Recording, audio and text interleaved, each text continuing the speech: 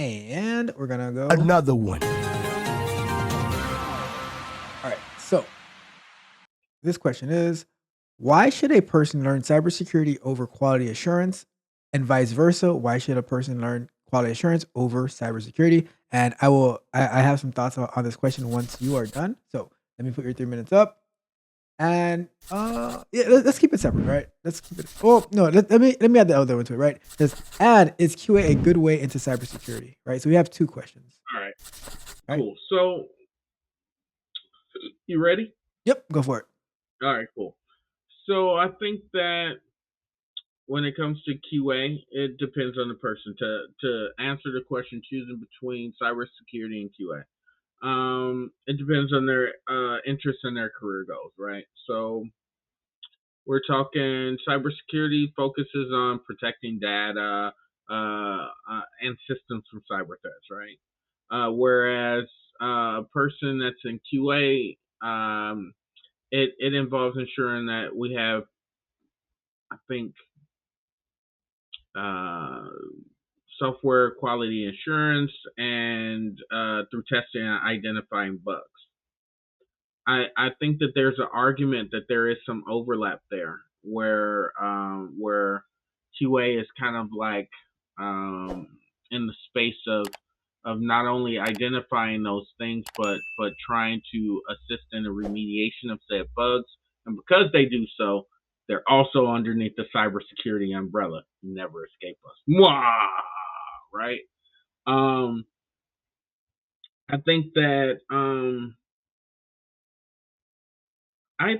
cybersecurity, because of the thing that's what I've been doing, is really good for people who like to solve very complex problems, right? Um, that doesn't mean that the QA role does not offer problems, but the the span of problems that you're going to encounter are much uh, are much larger inside of cybersecurity versus QA. QA is typically, I find QA people focusing on web stuff, like stuff that is customer facing, and that's about when it ends, begins and ends. You should know the OWASP top 10, like you should know that. That's your bread and butter. A cybersecurity person is not only expected to understand what's operating on the wire or within network spaces, but also what's happening on endpoints, on actual infrastructure, to even go down into malware reverse engineering or understanding system level issues, which we don't often find happening within QA. When we start talking about, I think QA as a path into cybersecurity, I think that there's a lot of transferable skills that exist within the QA space. I think that those analytical approaches that you have, unit-based testing, CI/CD pipeline integration, makes you amazing when we start talking about DevSecOps, and when we start talking about even the normalcy of understanding pedagogically how we address and solve knowledge management on a team. So to answer, is QA a good way to get in cybersecurity? I would argue yes, it's a great way, because you come in with custom built programmatic understanding. So I can sit you in front of some knot ropes and some knot ladders and be like, hey, what's happening? And the hope is that you understand that that some pointers are not doing what they're supposed to be doing, right? So that's all I got. Yeah. So, and I just wanted to add to this, right? So I don't think it's a either or. I think that, like you said, there's overlap. I think they're very similar. Um, I think when we think about QA, especially like a lot of the boot camps that are out there and the dummy courses for QA, it's all of like you're right. It is all about web, right? That they teach you like how to test websites, maybe some API testing, or maybe doing some automation tests. But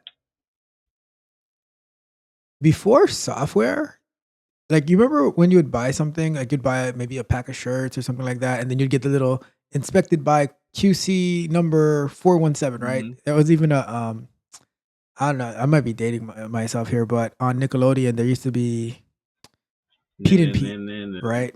Nick.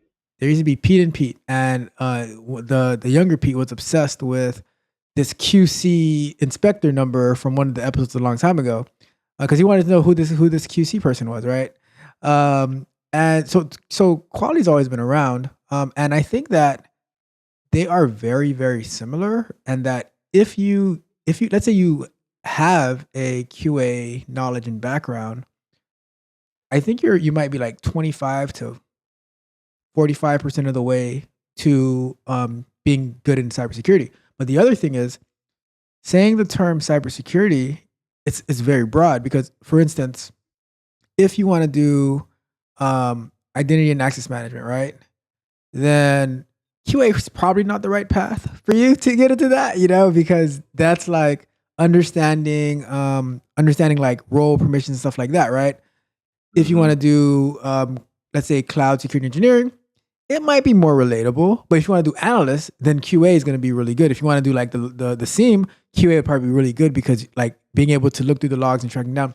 So it depends what exactly it is in cybersecurity you're looking to do, because like we always say, like in one of the main purposes of SOC 2 is to help people have a better understanding, a better grasp, because it's very like cybersecurity is a broad field, right? So we need to focus in, we need to hone in on what exactly in cybersecurity are we trying to get into, right? And then you can get a more clear understanding of, do my QA skills line up with what part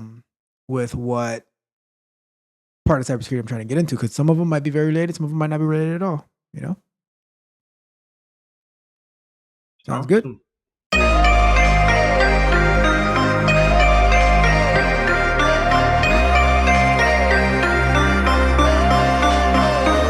If you enjoyed the fascinating information shared in this video and you want more, be sure to hit the subscribe button to Tech Coach Ralph to be notified for new videos. Enigmatic Joker.